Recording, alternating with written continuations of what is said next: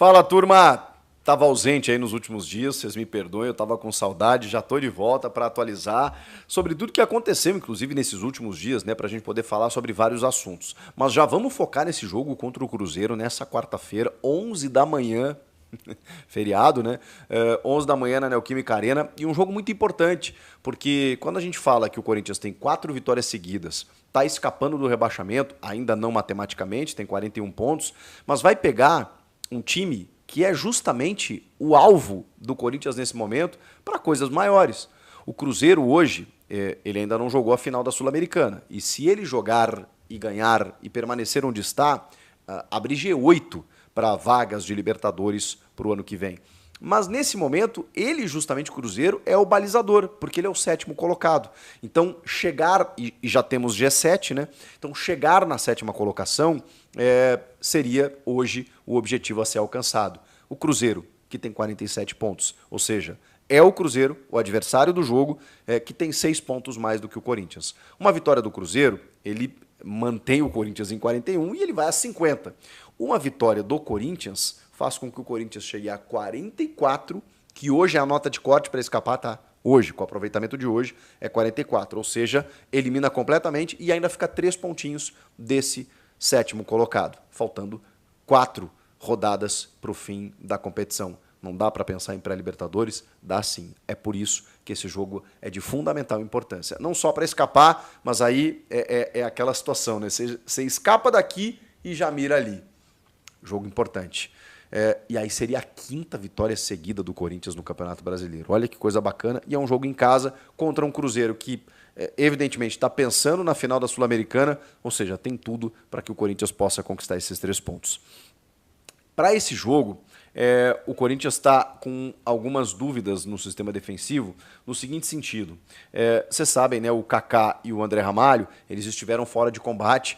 O Kaká por dores na lombar, saiu inclusive naquele jogo contra o Cuiabá, se ausentou a partir dali. E o André Ramalho tinha uma previsão, né, sei lá, 3 semanas mais ou menos ele ficar de fora, mas ele já começou a participar de treinamentos de forma parcial e tem uma possibilidade que é remota dele ser relacionado para esse jogo. O Kaká é praticamente certo que ele será relacionado. A gente não sabe se titular. Só que tem um detalhe. O Corinthians não tem o Félix Torres, que inclusive estará com a sua seleção, né? E aí não vai chegar a tempo, o jogo é de manhã, não tem como ele jogar.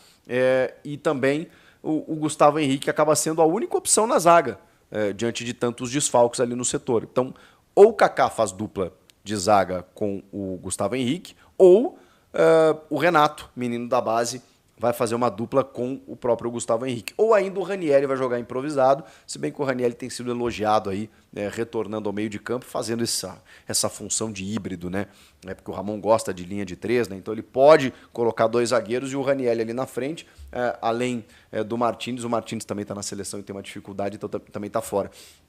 Então você tem a possibilidade do Ranieri fazer esse vai e vem ali na defesa. São possibilidades. André Ramalho dificilmente, Kaká é possível que volte, a gente só não sabe como titular. O Gustavo Henrique é o único da defesa confirmado, pode ser o Renato, pode ser o Kaká ou o Ranieri improvisado. Tá? O restante do time, aí a gente tem o Hugo Souza no gol, né? O Mateuzinho e o Matheus Bidu nas alas. E aí você tem o Alex Santana, depois de todo esse tempo, voltando de lesão, esse tempo de preparação na data FIFA, titularíssimo, né? O Alex Santana é titularíssimo nesse time, assim como o André Carrilho. E o Rodrigo Garro. Na frente, o Memphis e o Yuri Alberto. Acho que estamos falando de um bom time para que o Corinthians possa conquistar uma vitória diante do Cruzeiro. Falando em Yuri Alberto, vocês devem ter acompanhado a entrevista do Yuri pro Craque Neto no apito final da Band, domingo à noite, porque viralizou aí, né, a maneira como ele se emociona, falando sobre a saúde mental, sobre os problemas que ele teve, sobre o fato de chegar em casa e não conseguir olhar para a filha, para a família. Muito pesado, assim, muito pesado, que a terapia o ajudou. A gente já falou muito sobre essa questão das críticas, da pressão sobre o Yuri, e eu entendo, porque o torcedor, a gente vive num país tão desigual que o torcedor olha para o jogador de futebol e pensa, caramba, o cara que ganha isso, como que ele pode estar chorando? Como que ele pode ter problema? E não se trata disso, né? É um desequilíbrio químico quando a gente enfrenta, né, um processo depressivo, por conta de vários fatores. E assim, quando o jogador que está lá exercendo o seu ofício, ele obviamente ganha um bom salário, mas ele tem que enfrentar situações que nem todo ser humano está preparado para enfrentar, independentemente do que você ganha. O dinheiro que você ganha não vai fazer você correr mais ou fazer você ficar mais preparado para certas situações. Às vezes faz, às vezes não. Não é uma questão matemática, não é uma condição automática. Quanto mais esse cara ganhar, mais ele vai estar preparado para isso. Não quer dizer. Ainda mais aos 23 anos. Vestir a 9 do Corinthians não é fácil. E aí diria meu amigo Ronaldo Giovanelli, a 1 também não, a 2, a 3, a 4. Jogar no Corinthians não é fácil. E quando ele estava com o Roger Guedes, dividia atenções. Quando o Roger sai, recai sobre ele todo o holofote. Agora chega o Memphis, eles dividem de novo. E tudo isso foi melhorando, né? Além do posicionamento, além da confiança, dos gols forem voltando e tudo mais, e com isso ele deu a volta por cima, com todo um trabalho feito de terapia e psicólogos na volta, com o apoio da família. Foi muito, muito legal a entrevista, porque o Yuri, acima de tudo, é um cara muito gente boa, né? Dá gosto. Eu não convivo com o Yuri, não sou amigo do Yuri. Troquei 2 palavras com ele na entrevista de apresentação dele lá em 22.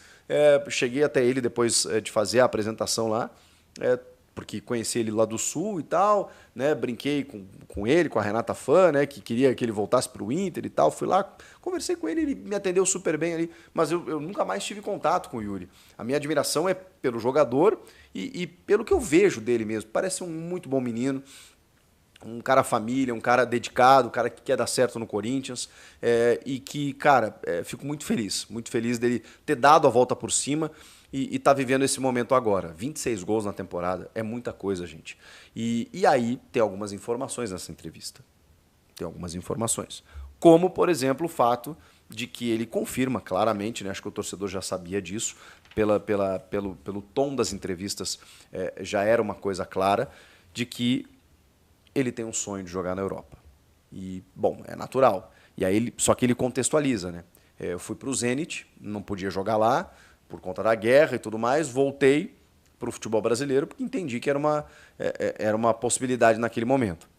A filha dele recém tinha nascido, aqui do interior de São Paulo, acho que São José dos Campos, não tenho certeza, mas era daqui de São Paulo. E aí também a escolha do Corinthians ela teve a ver com isso. E aí, com isso, ele voltou ao Brasil, mas que ele ainda tem o sonho de jogar na Europa. E aí o Leandro Quesada, que fala assim, a prioridade é a Inglaterra, ele falou, eu acho que combina mais com o meu estilo de jogo. E ele sabe que tem interesse de vários clubes, como já teve do Southampton.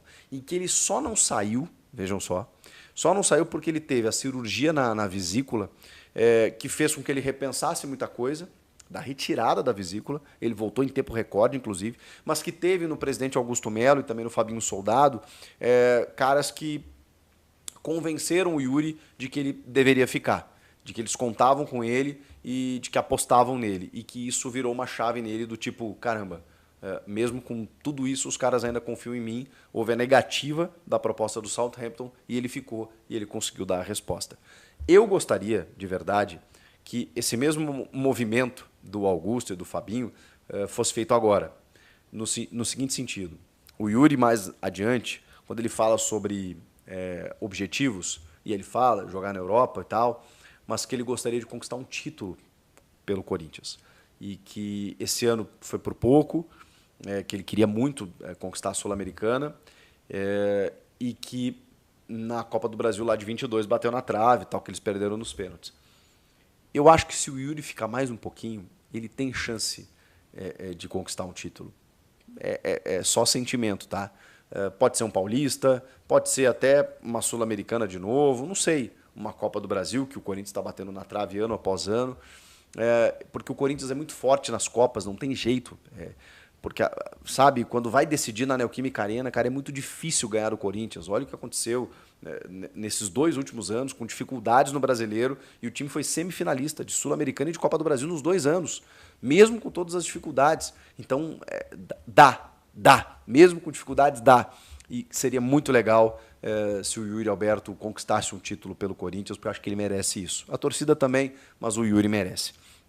Então, tomara que haja esse convencimento de pelo menos até metade do ano que vem, quem sabe, né? Porque aí ele disputa o estadual e aí daqui a pouco empolga, daqui a pouco o time encaixa, tem outros reforços para chegar, mas eu nesse momento gostaria que ele permanecesse. Mas claro, ele fala, se tiver uma proposta que beneficie o clube e que seja interessante para mim, eu acho que a gente pode pensar, e é óbvio que a gente sabe que isso vai acontecer, né? Se vier a proposta, ele vai acabar aceitando. Nos últimos 12 jogos, ele marcou 10 gols.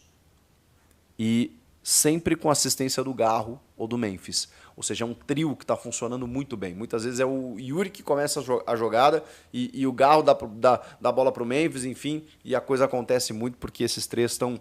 ele falou sobre posicionamento, né? Eles estão jogando muito com mobilidade, se movimentando, trocando posições. O Memphis às vezes vem para dar essa assistência, porque ele tem uma qualidade muito grande. O Yuri ataca o espaço, ou o Yuri cai para os lados, busca o Garro, para o Garro buscar o Memphis e a coisa tá rolando, tá funcionando. E, cara, num time mais encaixado, com outros reforços, numa temporada desde o início, eu acho que ano que vem pode dar muito bom. Mas a tendência é que, chegando uma proposta, que o Yuri seja negociado. Vamos lá. Vamos ver o que vai acontecer, mas gostei muito da entrevista, da maneira leve e disposta, né, com que ele estava na entrevista, de peito aberto realmente, falando sobre tudo que aconteceu, sobre a questão do Mano Menezes, que ele já cansou de abordar, sobre as críticas e também quando a torcida o levantou, né, que ele sempre teve um apelo muito grande com as crianças, com os torcedores mirins, né, que sempre deram um apoio para ele e que nesse momento faz com que ele esteja vivendo, né, essa boa fase. Então, Yuri, sucesso para você, tomara que corra tudo bem. E se você tiver que ir jogar na Europa, que realizar o seu sonho, eu acho que o torcedor vai ficar feliz. E aí o Augusto e o Fabinho vão ter que trabalhar para repor um cara que faça gols e que se doe como o Yuri se entrega em campo. E isso não é fácil de conseguir. Mas é o futebol, né? Vai um, tem que vir outro. Roger Guedes, não sei. Tem que vir alguém num quilate muito bom. E a gente sabe que o Corinthians vai contratar ainda mais, mesmo com a história do transfer ban que vai ser resolvido, para poder reforçar ainda mais o time para 2025. E aí, o que vocês acham disso? O futuro de Yuri Alberto no Corinthians, de fato, é um tema que gera muitas especulações. Apesar de viver um grande momento na equipe, com 26 gols e 6 assistências em 2024, o atacante de 23 anos mantém o sonho de jogar na Europa, com a prioridade sendo o futebol da Inglaterra. Sua declaração de que, se surgir uma oportunidade vantajosa tanto para ele quanto para o clube, ele consideraria a saída, deixa claro que sua permanência no Corinthians não está garantida para 2025. Yuri enfrentou um período emocionalmente turbulento, quando chegou a considerar deixar o Corinthians devido às críticas e à pressão.